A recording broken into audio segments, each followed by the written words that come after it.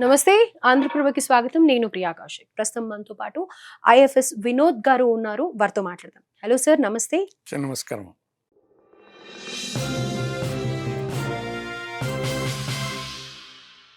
ఒక పక్క ఇంకోటి ఏం వినిపిస్తుంది అంటే గనక ఇరాన్ డర్టీ బాంబ్స్ అని చెప్పేసి ఒకటి ఇంప్లిమెంట్ చేస్తుందేమో అన్న స్పెక్యులేషన్స్ వినిపిస్తున్నాయి.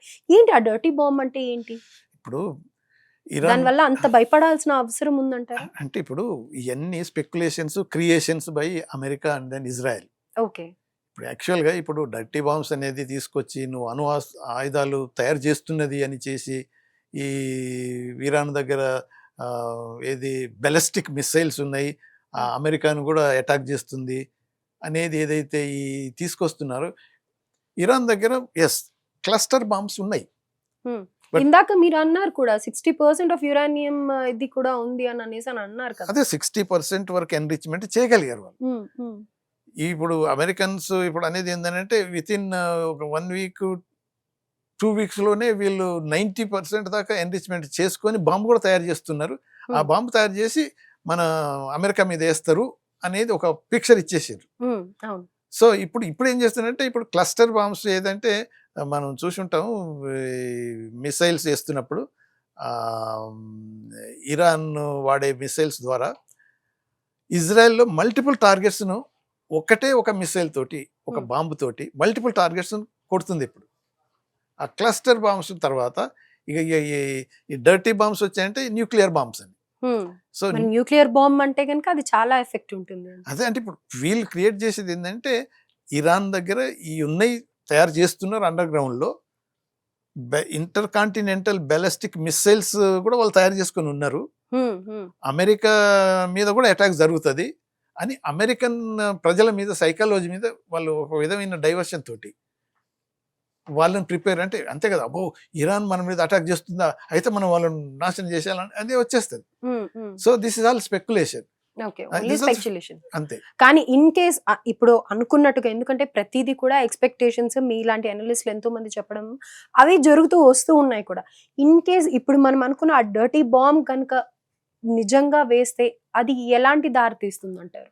ఇప్పుడు ఒకవేళ వాళ్ళ దగ్గర కనుక ఈ అణుబాంబు డర్టీ బాంబ్స్ ఏమైనా ఉంటే ఎప్పుడో ఇజ్రాయెల్ మీద వేసేవాళ్ళు. Okay, there is no doubt. Israel nuclear facility మీద కూడా వీళ్ళు మన ఇరానియన్స్ మిసైల్స్ ప్రయోగించారు. దాని చుట్టుపట్టు దెబ్బతినిపోయింది వాళ్ళదంతా. అది కూడా నాన్ ఫంక్షనల్ చేయాలని అంటే దాన్ని కూడా నాశనం చేయాలని వీళ్ళు అంటున్నారు. కాకపోతే దాన్ని నాశనం చేయటం ఏంటంటే రేడియేషన్ ఎఫెక్ట్ చాలా అయిపోతుంది. సో దాని వల్ల రిపర్కషన్స్ లాంగ్ టర్మ్ రిపర్కషన్స్ ఉంటాయి. అందుకని కంట్రీస్ కి ఎఫెక్ట్ ఉంటుండొచ్చు. ఇక ఇట్ ఆల్ డిపెండ్స్ సైజుని బట్టి. ఇప్పుడు ఏది జపాన్లో న్యూక్లియర్, తర్వాత ఇక్కడ రష్యాలో చెర్నోబిల్ అవి అయినప్పుడు లాంగ్ టర్మ్ ఎంతో దెబ్బతిన్నది. అంటే అది ఎంతవరకు స్ప్రెడ్ అవుతుంది, ఎంతకాలం ఉంటుంది అనేది దాన్ని ఉన్న కెపాసిటీని బట్టి దాన్ని బట్టి ఉంటుంది. ఏదో చిన్న ఏదో రీసెర్చ్ సెంటర్లో ఉండి ఏదో 1 కిలో 2 కిలోస్ కాక లేని ఎన్రిచ్డ్ యురేనియం కనుక ఉందనుకో దాన్ని లోకల్గానే ఉండిపోతుంది. అదే ఒక 100 కేజెస్ దాకా ఉందనుకో నియర్ సరౌండింగ్స్ అంతా రీజనల్గా వచ్చేస్తుంది. అదే ఇప్పుడు 600 కేజీస్ కనుక ఒకటే పెద్ద బాంబు లెక్క అక్కడ తయారు చేసుకుని ఇజ్రాయెల్ ఎగిరిపోతుంది. అంటే అలా ఉంటుంది. దాన్ని బట్టి ఇప్పుడు ఇంత అయితే ఎంత అవుతుంది కాకుండా how much what is the capacity, ఆ న్యూక్లియర్ బాంబ్ కెపాసిటీ దాన్ని బట్టి ఉంటుంది. అయితే ఇక్కడ చివరిగా నా ప్రశ్న ఏంటంటే ఈ పరిస్థితుల్లో చైనా కానీ రష్యా కానీ ఎలా రియాక్ట్ అవుతుంది అని అనుకుంటున్నారు?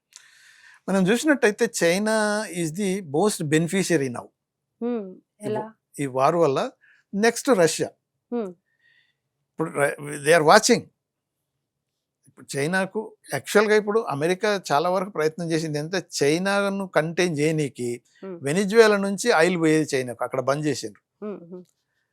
ఇరాన్ నుంచి 90% maybe little less 80 to 90% of Iran oil production అంతా చైనాకు పోతుంది. ఇన్ని శాంక్షన్స్ పెట్టినా ఇరాన్కి ఎఫెక్ట్ కావట్లేదు, ఎందుకంటే చైనా కొంటుంది. సరే, కాకపోతే ఏంటంటే ఇరాన్ మార్కెట్ రేట్కి అమ్మట్లేదు, చాలా సబ్సిడీ, చాలా ధర తగ్గించి చైనాకి అమ్ముతుంది. హాయిగా చైనా అంటే లాభపడుతుంది. తర్వాత ఇప్పుడు రష్యా ఎందుకు అంటే ఇప్పుడు రష్యా యుక్రెయిన్ వార్ నడుస్తుంది కదా, ఇప్పుడు యుఎస్ మొత్తం సపోర్ట్ చేయబట్టే యుక్రెయిన్ ఇంతకాలం వార్ చేయగలుగుతుంది.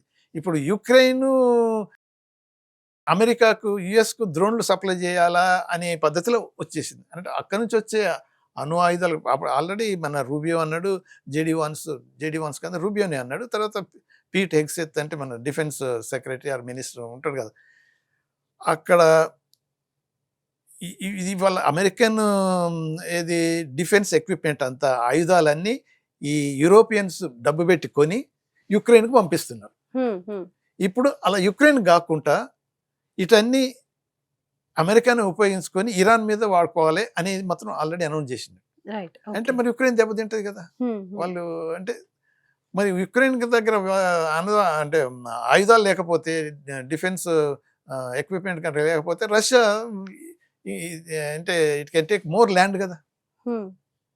ఆ వాళ్ళకి ఆయుధాలు ఇవ్వకపోతే అమెరికా, అందుకని ఒకనగా ట్రంప్ జెలెన్స్కీని ఒకసారి ఇంటర్నేషనల్ ప్రెస్ ముందు ఇన్సల్ట్ చేశాడు కదా, you are zero, I'm sending all my equipment, javelin ఇచ్చాను కాబట్టి నువ్వు నిలబడగలిగావు, లేకపోతే ఎప్పుడో ఎగిరిపోయావని అనేసిండు ఓపెన్గా.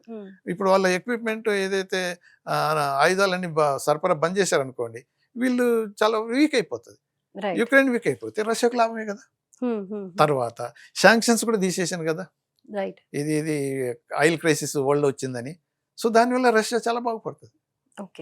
సో అయితే వీళ్ళిద్దరూ ఎదురు చూసేది ఎందుకంటే, వార్ కనుక ఎక్కువ ప్రొలాంగ్ అయితే, కావాలని కాదు, కోరుకోవడం కాదు, ప్రొలాంగ్ అయితే మ్యాక్సిమం ఎఫెక్ట్ గల్ఫ్ రీజియన్లో పడుతుంది, ఈక్వల్గా ఎఫెక్ట్ అమెరికా మీద పడుతుంది.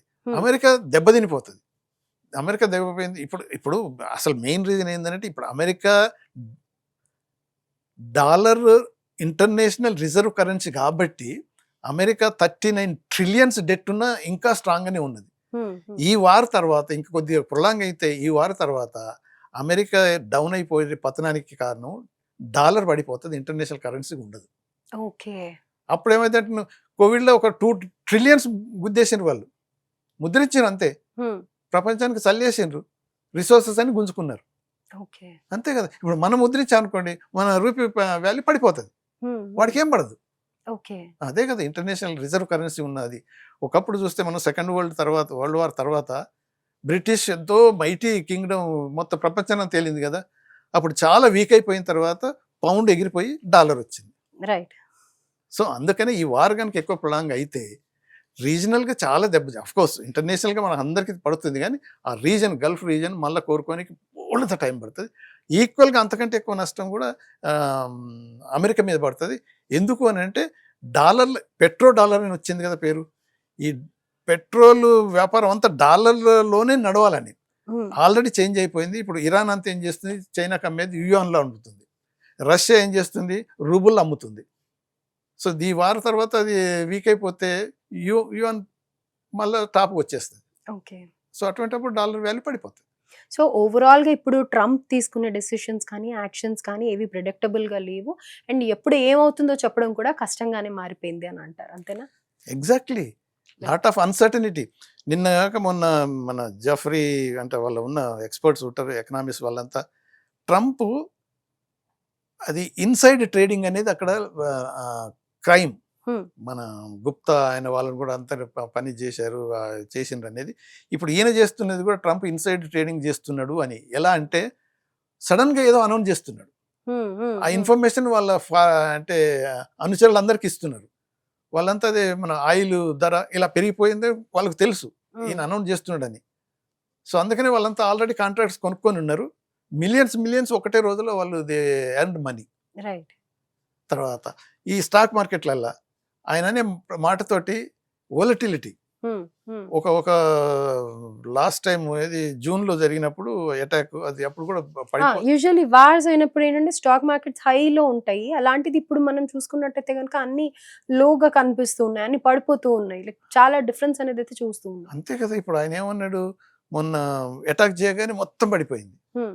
దాని తర్వాత ఏం చేసిండు మొన్న, ఓకే మళ్ళీ ఏమన్నా 48 అవర్స్లో చేయకపోతే ఇది ధ్వంసం చేసేస్తాను, మళ్ళీ ఇమీడియట్గా 5 days 10 days ఎక్స్టెండ్ చేశాడు. ఇలా పెరిగిపోతుంది, ఇలా పడిపోతుంది, ఇలా పెరిగిపోతుంది. అదంతా ఇన్సైడ్ ట్రేడింగ్ కిందకి వస్తుందని అసలు ఇన్వెస్టిగేషన్ చేయాలని అమెరికాలో వాళ్ళ ఆల్రెడీ డిమాండింగ్. సో ఈయన బిజినెస్ మనీ మేకింగ్లో ఉన్న మనిషి కాబట్టి వాళ్ళు ఇటువంటి అంటే నష్టాలు ఎన్ని జరిగినా లెక్క చేయకుండా అది నాకు కావాలి, చిన్నపిల్లడు కనుక ఏడుస్తూ అది కావాలని గుంజుకున్నట్టు ఉంటుంది కదా, లేదు లేదు నాకు ఇది ఇరాన్ కావాలి, నాకు ఇది గ్రీన్లాండ్ కావాలి, లేకపోతే క్యూబా కావాలి అని అనే పద్ధతిలో పోతున్నాడు. కానీ దాని పర్యవసానం అమెరికా మీద కోర్స్ వరల్డ్ ఓవర్ జరుగుతుంది, బట్ అమెరికా మీద మాత్రం ఇది వారు కంటిన్యూ. ఇప్పటికి ఇమ్మీడియట్గా ఆయన ఏమన్నాడు, 4-5 వారాల కంటే మ్యాక్సిమం ఫస్ట్ ఏమన్నాడు వారం 2 వారాల కంటే ప్లాన్ అది. మీరు అన్నారు కదా ట్రూప్స్ ఎందుకు మళ్ళీ దించుకురాలేదు అంటే they not plan for long war కాదు, లైటనింగ్ వార్ చేసేసి జస్ట్ ఏదో అయిపోతుందని అనుకున్నాడు వెనెజులా టైప్ లో, కానీ అది అనుకోకుండా ఇలా రోజు రోజుకి ఎక్కువైపోతుంది. దాన్ని బట్టి ఇప్పుడు ఎందుకంటే ఏలు పెట్టాడు కాబట్టి ఇప్పుడు ఎగ్జిట్ ఎలా అనేది తెలియట్లేదు, అది ఫేస్ సేవింగ్ ఫార్ములా దొరకట్లేదు. రైట్, రోజుకొక రోజు గోల్ పోస్టులు మారినా కానీ, బట్ ఫైనల్లీ ఒకవేళ ట్రూప్స్ కనుక అందరు అడ్వైజ్ చేస్తున్నది ట్రూప్స్ దించితే చాలా నష్టపోతుంది అమెరికా అని అంటున్నారు. బట్ వీ నెవర్ నో, ఎలాగో తీసుకొస్తుంది ఇంతమంది తీసుకొచ్చినప్పుడు చూపించాలి కదా, ఏదైనా జరిగినప్పుడు ఇంకా ఎస్కలేట్ అవుతుంది వారు. దానివల్ల ఇంకా చాలా వరకు అంటే పాసిబిలిటీస్ అవుతాయి 100% ఎవరు చెప్పలేరు. అస్సలు లేకుండా జీరో లేదు, ట్రూప్స్ అందరినీ మొబిలైజ్ చేసి ఇక్కడికి రమ్మన్నప్పుడు సడన్ గా పోయి అందరిని పీచే మూడని అందరినీ వెనకపోతే పంపించలేరు. ఆయన పద్ధతి ఏంటంటే that not a small number, దగ్గర 3000 వరకు పంపించారు. ఇప్పుడు 5000 అయిపోయి ఇంకా అనదర్ 10,000 దాకా చేయాలని ప్లాన్ చేస్తుంది పెంటగాన్. రైట్, వాళ్ళ డిఫెన్స్ మినిస్ట్రీ, మన పెంటగాన్ వాళ్ళు అంటారు కదా, 10,000 వరకు అప్ టు 10,000 ట్రూప్స్ కూడా ఇక్కడ పంపించి ఒకవేళ ల్యాండింగ్ అంటే సోల్జర్స్ కనుక బూట్స్ ఆన్ గ్రౌండ్ కనుక ఆ పద్ధతిలో పోతే కర్గ్ ఐలాండ్ ఆక్రమించుకోవటమే కాకుండా all along the shore area ఎంత ఉంటుందో, ఆ మేజర్ ఇన్స్టలేషన్స్ ఏదైతే ఉంటే షోర్లో ఉంటాయో, సీ షోర్ ఏదైతే ఉంటుందో దాంట్లో కూడా వీళ్ళు అంటే ఎంటర్ అయ్యి ఇరాన్ ఫెసిలిటీస్ అన్ని ఆక్యుపై చేసుకోవాలండి అలాంగ్ విత్ ఫస్ట్ ఇది, దాని తర్వాత పాసిబుల్ అయితే అది కూడా. సో ఆ పద్ధతిలో పెంటగాన్ ఆలోచిస్తుంది అని ఆల్రెడీ న్యూస్ వస్తుంది. బట్ దానివల్ల ఎంత లాస్ అయిపోతుంది, ఇరానియన్ పార్లమెంట్ స్పీకర్ అనేసింది okay we're waiting come another Vietnam will replay year, మళ్ళీ ఒకసారి వియత్నాం రీవిజిట్ అవుతుంది ప్లీజ్ కమ్ అని అనేసినట్టు. అది అయ్యే పరిస్థితులు అయితే వాళ్ళు కనుక దిగితే, ఇప్పుడు దిగకుండానే బై ఫోర్స్ మ్యాక్సిమం ఫోర్స్ ఉపయోగించి సోల్జర్స్ను ల్యాండింగ్ కాకముందే మొత్తం ఇప్పుడు సీలనే ఉంచి, అలా అంటే ఇప్పుడు ఆల్రెడీ 5th ఫ్లీట్ను వీళ్ళు ధ్వంసం చేసేసారు. తర్వాత ఇప్పుడు గెరాల్డ్ ఫోర్డ్ అది ఏదైతే ఉన్నదో డిస్ట్రాయర్ అయ్యేంత దాన్ని కూడా అది అయిపోయింది. ఇప్పుడు అబ్రహం లింకన్ దాన్ని తీసుకొస్తున్నారు. ఏది వచ్చినా కానీ ఇంత హైటెక్తో వచ్చిన అప్రోప్రియేట్ టెక్నాలజీ తోటి, మిసైల్స్ తోటి, డ్రోన్లతోటి ఇరాను 92 మిలియన్లు అంత ఇప్పుడు ఇది పుకార్లు ఏంటంటే యంగ్ బాయ్స్ కూడా మొత్తం ఆర్మీ. కానీ ఇరాన్ ఎకనామికల్లీ చాలా కొలాప్స్ అయిపోయింది కదా ఇప్పటికే. Economically yes there is no doubt, but ఏదంటారు ఎగ్జిస్టెన్స్ ఇది కంటిన్యూ చేసే ఛాన్సెస్ ఉన్నాయని అంటారా మరి ఇరాన్ సైడ్ నుంచి అయినా? కానీ ఎలా అయితే ఇరాన్ పార్లమెంట్ నుంచి వాళ్ళు చెప్పారో ఇలా ఇంకా దేనికైనా సిద్ధం మేము, మీరు కనుక వార్ ఎస్కలేట్ చేస్తే అని అన్నారు. కానీ ముందు అది ఫేస్ చేసే ఎకనామికల్ కండిషన్స్ కూడా ఉండాలి కదా. అదే మీరు అన్నది కరెక్ట్. ఎకనామికల్లీ జీరో అంటే టూ వీక్ అయితే కాదు ఇరాన్. అదే చెప్తున్నా, వాళ్ళ ప్రొడక్షన్ అనేది జీరో అయిపోలేదు. వెపన్స్ వైజ్ ఓకే, వెపన్స్ కూడా ఒకటే supply wise China is there, Russia is there, supporting countries are there కాబట్టి సో హార్డ్షిప్ అయితే ఉంటుంది, there is no doubt, but they will not surrender. Okay, they will fight till last moment to save their own existence. There is no doubt. అది miscalculation Trump and Netanyahu. Trump అదే ఒకటే మాట చివరికి చెప్పిందంటే ఇరక్కపోయి వచ్చాను, ఇరక్కపోయాను అంతే, no exit no face saving ఎలా అనేది చాలా ఇది ఉంది. Netanyahu is the spoiler, he wants continuation of war, Iran నాశనం అయ్యేదాకా చేసుకోవాలంట, కానీ అది సాధ్యమయ్యేది అయితే కాదు. Right, sir. Thank you so much for your valuable words. Thank you.